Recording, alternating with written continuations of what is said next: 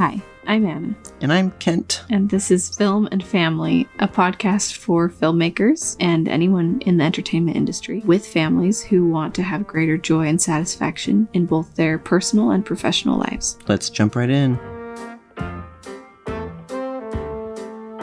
So today, we want to talk about three things.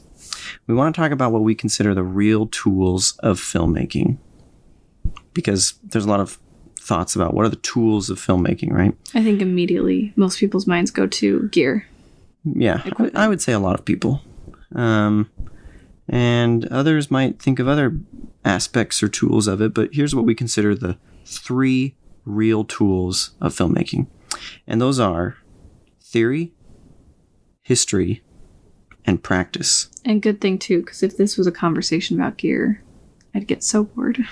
Well, Anna has a minor aversion to gear, and I am the guy I wouldn't call myself a gearhead, but I'm extremely interested in staying up to date on that kind of thing.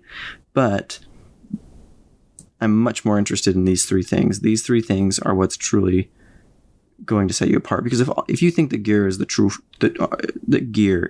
tool of filmmaking, then you know, I would be worried, because gear just keeps getting cheaper and more accessible for everyone, and anyone who can spare the cash is suddenly a fully equipped filmmaker, right? Well, where's the artistry if there's just equipment that does it for you? So you can't buy your way into this. And so let's talk about these. We want to talk about some common thoughts about history and theory first. Yeah, I think a lot of people think that it's not really necessary to study film history or theory. If you've been to film school, you may have had to take some classes, and I don't know, maybe they were your favorite, or maybe you thought they were boring. I think some people think old films are boring and they don't want to make those kind of films. I think a lot of people want to make something new and fresh and modern and very different. And I've heard even practitioners in the field who have graduated from film school, they've said things like, don't listen to your theory professors, or don't worry about theory. It's not really going to make you a living after you get out of film school. And, maybe if you want to go into a very technical aspect or side of filmmaking, maybe it's not for you and you don't actually want to pursue that. But if you aren't wanting to be just simply a very technical crew member, and you actually want to, be more of an author of the works that you're involved in, which I think you can do in many, many positions, then it's important to understand theory and history. But yeah, so I think some people think that theory is boring, for sure. I think some people think that theory is a bunch of professors intentionally overcomplicating the issue or the medium or the craft, or getting off in left field. Maybe that's true sometimes. Well, and I think sometimes audiences don't care about it, and so we don't feel like we need to care about it. But I think as a practitioner, we have reasons to care about these things, and we're going to talk about some of that. Yeah, we are. And so I think those are common thoughts about those two things. And I think one of the common thoughts about practice is that it's all you need. Yeah, I think most people recognize the value of practice. Oh, yeah. It's very trendy at the very least. Practice. We love listening to Ira Glass from This American Life talk about putting out a huge quantity of work. I can't tell you how many times people showed me that video in film school and in random workshops and stuff, which is a great video, and I really admire Ira Glass's work. But I think we act like that's it. That's the end all. And we like to quote things like the 10,000 hour rule and all those other things, which, we are not going to say that practice is not needed in this podcast episode, but we are going to argue against the idea that it's all you need. So this is kind of a new perspective on balance, which is a topic we've talked about before, but this is specific to the filmmaking craft and balance within that in terms of those tools of theory, history, and practice. So I think that there's some routes you can go that if you do believe that practice is the only thing you need, then you're going to become maybe what might be like a very technical person, a button pusher, you get the job done. There's a lot of value in that, and people will hire you. But a resource is not a resource until you make it one. And that's really something that Tony Robbins talked a lot about, resources versus resourcefulness. Tony Robbins is a sort of life coach. And resourcefulness is far more valuable than a resource, especially if you put that resource in the hands of someone who isn't resourceful, then that resource actually loses its value. And that's the case with gear. Someone can use a camera to maybe make bad images, even if it's an excellent tool. Or maybe they can make excellent images in a mediocre film, or a film that isn't really actually about anything, that doesn't actually evoke emotion or challenge people's thoughts. And so that's what I think the button pusher might be capable of doing. And the skill of resourcefulness is being able to take whatever resources you have, whatever tools are available to you, and make something out of that. So it doesn't actually matter about your resource so much as what you do with it. Yeah, absolutely. Yeah, I even heard some of the top DPs in Hollywood in an interview mention that it doesn't matter what camera you use. He said, no one in Hollywood is going to be able to tell what camera you use, especially if you're really good at lighting and composing and articulating through imagery. And I'm not just talking about imagery. I think we could say the same thing about sound design, sound editing, things like that. So gear helps. Tools are democratizing. It's great. Use the best tools that are available to you, it's by great. all means. I'm really excited about the democratization of these technical gear-related tools. But they're useless unless you learn something more deep than aesthetics. So then there's the critic, or the professor. This is someone who studies the history and the theory exclusively, and they never practice and they never actually make stuff. And I just want to say there's nothing wrong with becoming a professor, and there's nothing wrong with becoming a critic. In fact, I think responsible criticism is really important to our craft. And I also think that I have a huge debt of gratitude. I owe a huge debt of gratitude to people that have dedicated themselves to the craft of teaching and have read and watched and taught more than I will ever have time to do in my entire life, because I have decided to dedicate a large portion of my life to the discipline of practice. I'll never catch up. I'll never catch up to some of my professors in how much they've read and watched. It's truly astonishing, even if I live to be twice their age. But if you want to be a practitioner, then there's a case for balance. And it adds a certain perspective, I think, as well. I think it's also important that you have something to say. So part of that comes from input, creative input, and you have creative output. And if all you're focusing on is practice, which is good, you're not getting, I guess, where are you getting your creative inspiration from? And this is something we should maybe do a separate podcast on, is how to pick what you watch and what you engage with as far as media. It could be films, it could be art, literature, whatever. And your own life can be a great source of, it should be, I think, a great source of inspiration to your work, that input. But yeah. I do find that when I get kind of stumped creatively, sometimes I get really bogged down and I lose some hope for the future, or my ideas get kind of stagnant. And then I watch a great film and it's like I fall in love again with filmmaking. And I remember how powerful it can be and what I want to say and what I want to do. And sometimes I haven't watched anything good for a while, and that's kind of causing that stagnation. Oh yeah. I just can't watch enough movies, and I don't binge like a ton of media, and sometimes I wish I could. But it's probably good that I have things to do. But at the same time, man, any movie I can squeeze in every few days or every week is, if you pick it right, it can just blow your mind. So let's talk first about theory. We compare theory to process. What that means is it's the grammar of the medium. So if we're comparing filmmaking to a language, which is actually very common in film theory, not the only way to approach the issue, but for the sake of this conversation, we'll compare it to a language. Theory would be comparable to the grammar. Yeah, I do feel like theory is a study of the process of communicating through film. And so most theorists are trying to understand what happens in someone's brain as they're watching film, and how does it influence them? How are ideas communicated? How are feelings communicated? And that can be really interesting to study, but what I think it mostly can help you do is find your own process, how you communicate through film.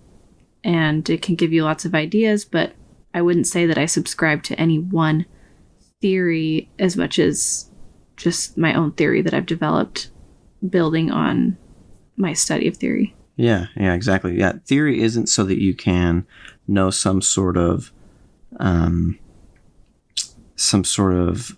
empirical, factual, grammatical, whatever about film. It isn't as straightforward as a language, I think, in terms of, oh, this is how you conjugate the verb and this is the structure of the sentence. Like Anna was saying, theories become very personal. And you have to develop your own form of communication. And theorists are often very concerned with history and how that grammar has evolved over time and through cultures and across cultures. So it can be really good to become aware of different potential modes of communicating so that you can broaden your mind. I think that's the main thing that theory does for me, is it broadens my mind. It broadens my mind to possibilities so that when I can know lots of different approaches to the film medium, suddenly I feel more powerful in my capacity to draw upon different approaches. Well, and I just have to throw this in here because I love processes. For some reason, my brain just is captivated by the idea of simplifying things, making them into a process that's easy to follow and understand. And I found that studying film theory has helped me develop my process, but also studying psychology and the human brain has really helped me understand the audience experience, the character's journey, why we love stories in the first place. And those are kind of studies I've done on my own, but I've invested significant time and money into getting that education, and it heavily informs the way that I approach filmmaking, which is something that I discuss in depth in our film and family program. Yeah, and you know what's really funny to me is that I don't think you're the only one who feels that way, because when you and I took film theory in school, you're studying Freud, Jung, all these like psychoanalysts and people who study the way the brain works. Yeah. And that is actually core to the curriculum of studying theory in film school. So yeah, I never put that together. I've always thought that was interesting that informed your approach to directing and analyzing scripts and stuff. But yeah, that's really cool that I think psychoanalysis and human cognitive behavior and whatever, that stuff is actually really, really important. Even rhetorical theory, I think, is absolutely such a related topic because all conversation, all verbal interactions or otherwise some kind of communication is rhetorical, is persuasive. And all communication is an attempt to persuade, according to some in that rhetorical theory discipline. Yeah, so I just want to make a case for that. So if you're a Nolan fanboy, some of you might be Nolan fangirls. In my experience, and I'm not saying this as a should or shouldn't, but every time I talk to people about some Nolan films, the guys love them, and the gals are like, it was all right. Yeah, it was good. Yeah. and the guys are always frustrated with like, but you need to love this movie. Anyway, I have my own opinions about Nolan's films, but I think he's not dumb, and he doesn't make, in my opinion, bad films. I think some of his filmmaking is really excellent, and especially you watch the movie Inception. And this is a guy who knows his film theory. So if you think all you need is practice and technical skills and just come up with really neat, cool, whatever ideas, I guarantee you that Nolan has seen more movies than you and has read all of the theory literature that is common knowledge and probably more. And I did think that Inception was overhyped until I took film theory and started really studying it. And then we rewatched it and I realized this is film theory 101. Like, it is. The whole movie is Freud, Jung, history, theory, everything just packed into this crazy narrative that he came up with. And it's all about identity and dreams and the brain and just where ideas come from and how they're created and how movies work and how movies plant those ideas in your mind. And it's just... Which just goes to show that the greats also study theory. Yep. That's the point that I'm making is that he's aware of those things. And I can promise you that all your favorite filmmakers are, unless one of your favorite filmmakers, never mind, it's Michael Bay. Anyway, he might also be aware of some of these things. He's very likely might. And so, yeah, so theory we compare to the grammar. Fun fact, Jack Johnson is a film school graduate, the musical artist. I guess from film school he went to professional surfing, and from a very successful professional surfing career he went to music, which I didn't was know even... that he did surfing. You didn't know that he surfed? No. Oh, wow. Okay, well, anyway, he actually has a song called Shot Reverse Shot, which after you've taken film theory, you realize why he wrote it. And it's a very Andre Bazin-ian sort of song because he talks about shallow depth of field and cutting rhythms and how do you know what's real with such a shallow depth of field. Anyway, so fun fact, look up Shot Reverse Shot by Jack Johnson and let that kick off your theory study. Yeah, let that kick it off. Yeah, it's fascinating. And then read about Andre Bazin or read some of Andre Bazin's works, his theoretical works. So, yeah. So we'd also like to make a case for history. And I think, again, history, the word by itself, some people love history. Some people immediately get bored when you just say the word history.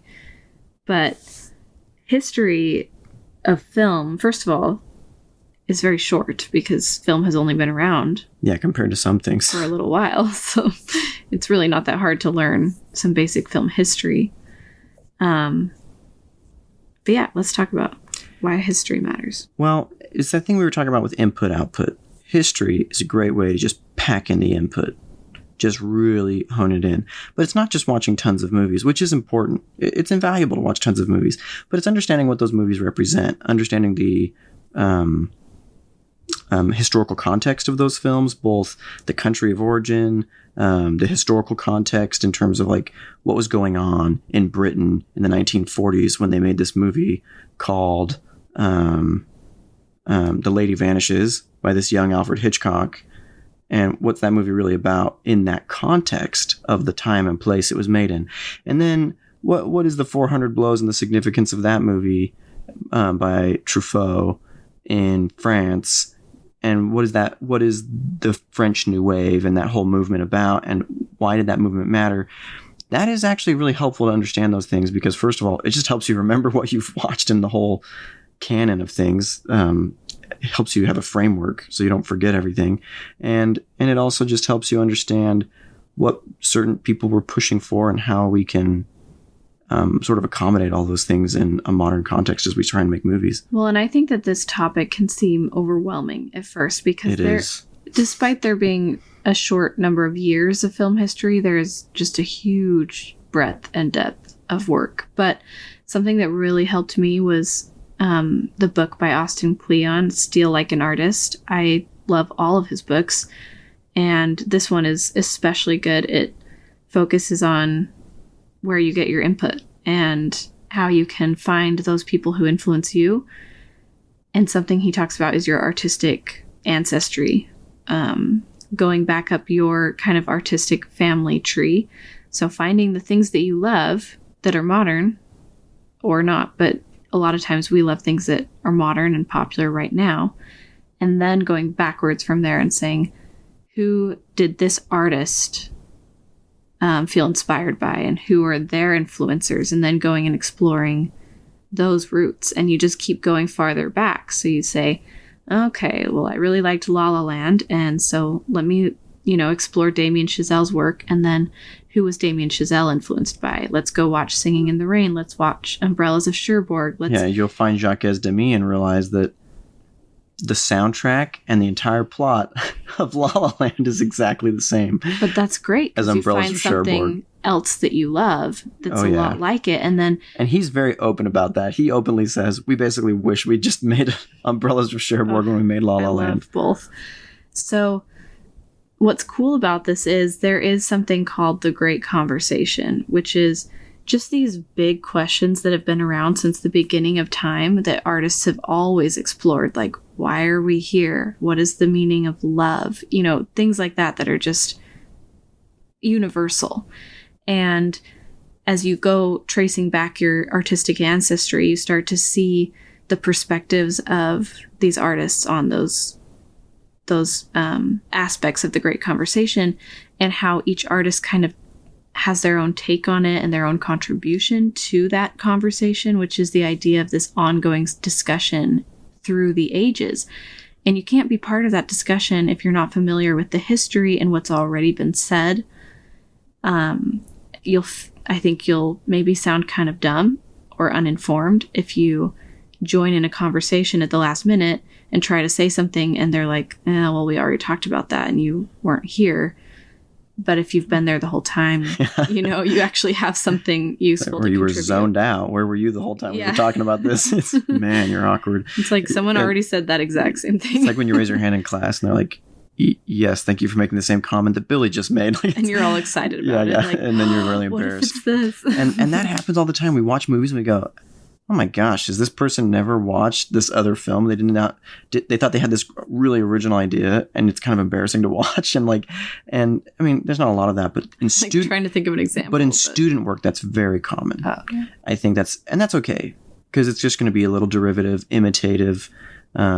That's normal, and just keep making lots of work and be prolific, and keep watching and learning and reading. But T.S. Eliot writes an essay called Tradition and the Individual Talent. T.S. Eliot, by the way, the ultimate punk of poetry, total, I'm going to be the rebel, write new things, do things that have never been done before. You know, he grows up and he writes Tradition and the Individual Talent, and talking about, basically, the thesis of that essay, in his opinion, is that there is no such thing as a truly original idea. The originality comes from our recontextualization of ancient ideas, which are part of what Anna just explained as the Great Conversation. And so the recontextualization of that conversation is what helps us suddenly apply these great conversations to ourselves, young people in the new age, of things changing and the conversations changing in the world and the edge of modernity. And you take a classic Hollywood golden age musical and you put it in 2016 and you get La La Land. And then people say, what was the point of those musicals? And what are we saying about them now? What is the point of Hollywood, and what does Hollywood mean now? And what does it look like now? And maybe that's not the most profound example, but it's a good example. I think it's sufficient. Even science fiction today, science fiction filmmakers, the best ones, are acutely aware of Mary Shelley's Frankenstein and the Frankenstein theory and where that comes from, and the golem and sort of the Jewish myth surrounding this whole creator created and collective fears of society and sort of the created destroying or assuming the role of the creator. And when you study those things, you see it in all of the relevant science fiction being made. And you Ex Machina is an obvious example.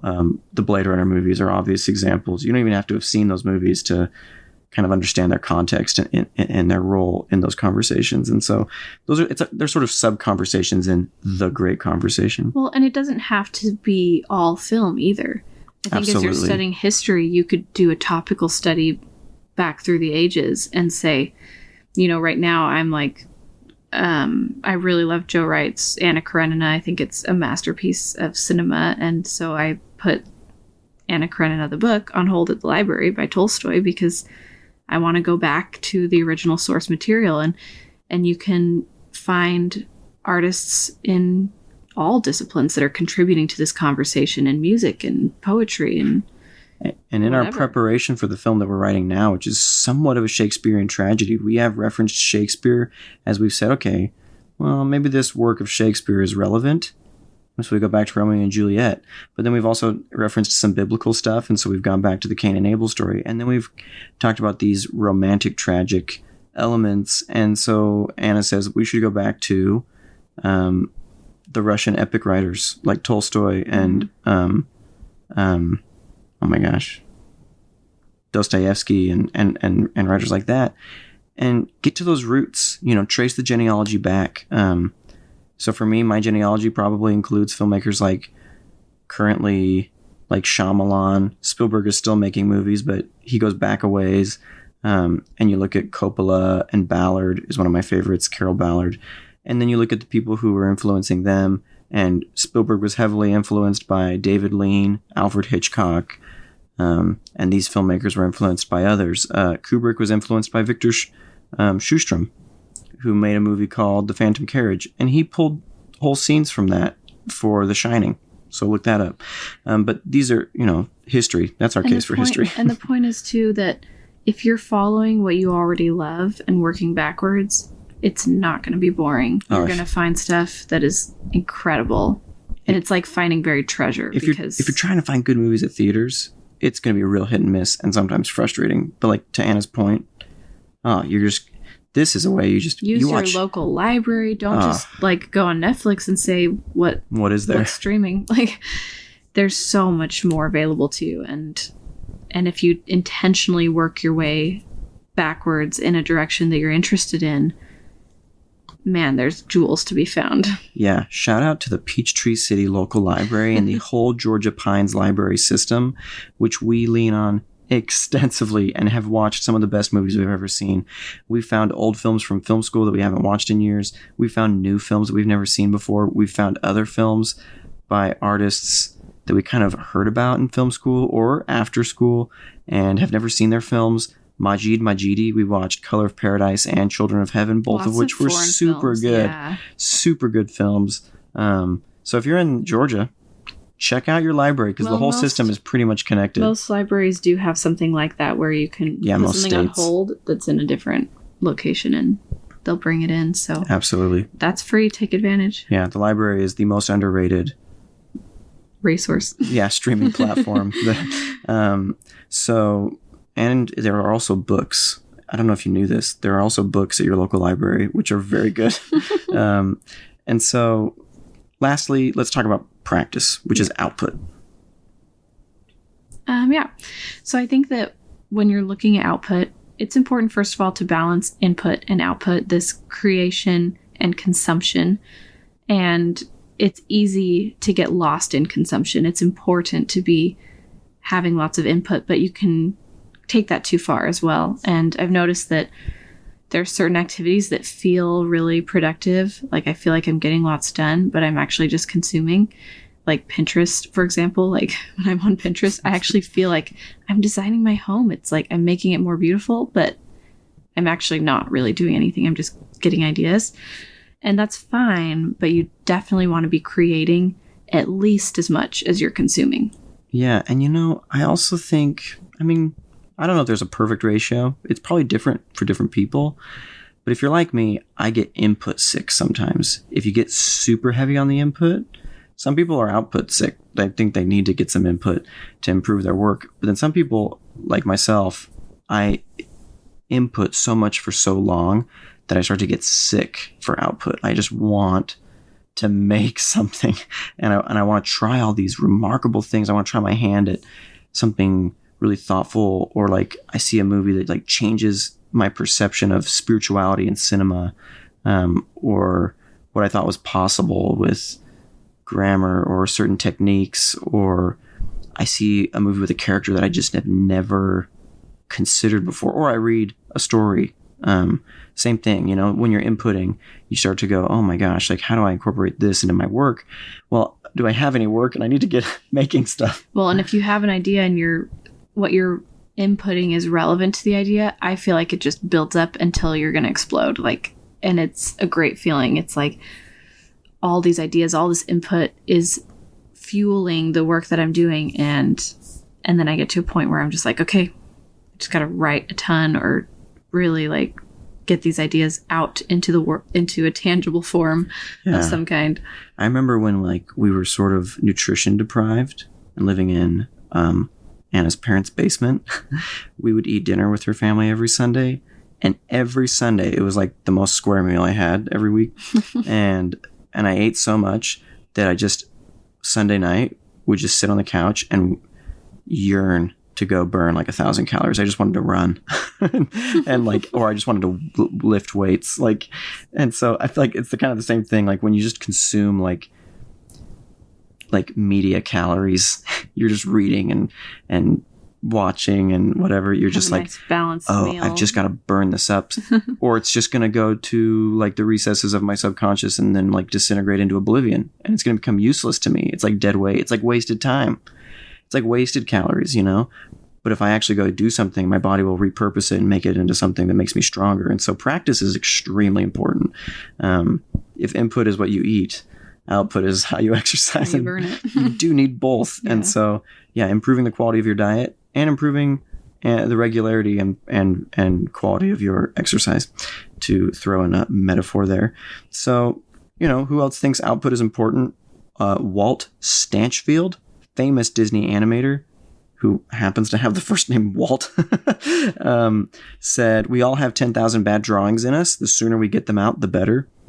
That is very true as a former pre-animation major. That, by the way, Walt Stanchfield was an animator on Aristocats, Peter Pan, The Rescuers, some beautifully animated films. Well, and that's another good case for the failure, the importance of failure. Get those 10,000 bad drawings out. And what's interesting is that Malcolm Gladwell uses the same number in his 10,000 hour rule of just, you know, I think it's in his book Outliers, where we think that people just get like this magical opportunity and that's why they become famous. But really it's because they've put in the hours so that when the opportunity comes, they're ready for it. And the truth is there's opportunities around us all the time. We're just not ready for them. So we don't even see them until we've put in those hours. Yeah, absolutely. I compare it a little bit to as well. So both of those things mean 10,000 bad drawings makes me think of the difference between learning the violin and the guitar. If you've ever had a friend in high school who like learned the guitar in like 3 weeks and they could play some chords and they were playing Clocks by Coldplay and everyone goes, "Whoa, that sounds just like Clocks by Coldplay," and it's super neat because you played this little song on the guitar, like, or they learned like, you know, the main melodic line of Star Wars on the piano when they're like 7 years old and everyone thinks it's so neat. And it sounds all right, you know? And then there's the people who learn the violin. And if you learn the violin, you have to be so tolerant of like, to play one single solitary note that even sounds like a note. It's just, and not like a scratch or a screaming rabbit. Rabbits have the most horrible sounding scream. Anyway, then you have to just be tolerant of yourself being terrible for quite a while. And I think as someone who wasn't that tolerant, and as a semi-failed artist, meaning drawing, that 10,000 bad drawings thing, I probably got like a couple thousand of them out. I probably got about 8,000 more. And I think film is super that way. Oh man, writing and shooting and working with actors and all this stuff, it just takes tons of output. And so you've just got to be willing to do it for months and years and just be okay with it. It's not going to be like the guitar. You're not just going to play a chord and go, "Oh, that sounds really nice." Maybe you will sometimes, but yeah. Yeah. Well, and it's something that has so many moving parts that it's not a simple machine. I think making films, there's a lot of gears involved and so it's a little bit more complicated. And I think that's why it's more like a violin, in that if you mess up the acting, you could mess up the whole thing. If you mess up the sound, there goes your movie. Like one little mistake can throw off the entire production. And so, yeah, you just gotta know that's part of the deal. Yeah. Not to say that the medium can't be simplified. And I think there's huge value in not overcomplicating, especially story, and, you know, pulling it down to its simplest parts. There can be real profundity behind that. Well, we'll wrap up. We're almost through this. So something else we wanted to just say in conclusion is we've read Stephen King's On Writing, which is a great book. Highly recommend it. It's really cool to hear his story. I don't think I've actually read anything else by Stephen King, but he's certainly very prolific and well known. And his book on writing is very good. But something that he says is you probably don't even need this book to be a good writer. You really only need two things, which is to read a lot and write a lot. And that's sort of the message of the book. Yeah, and I think there's some truth to that. Lots of input, lots of output, and you're going to suffer a lot if you try and lean too heavy on one or the other. And if you assuming you want to be a practitioner and not just a scholar or critic or professor. And so, yeah, give yourself a balanced education, whether you go to film school or not.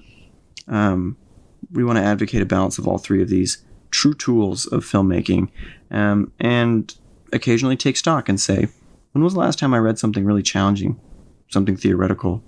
When was the last time I read a really canonical novel or watched some canonical cinema or traced my genealogy back? And when was the last time I made something that I was trying to apply some of these things in, not just making something to make random stuff?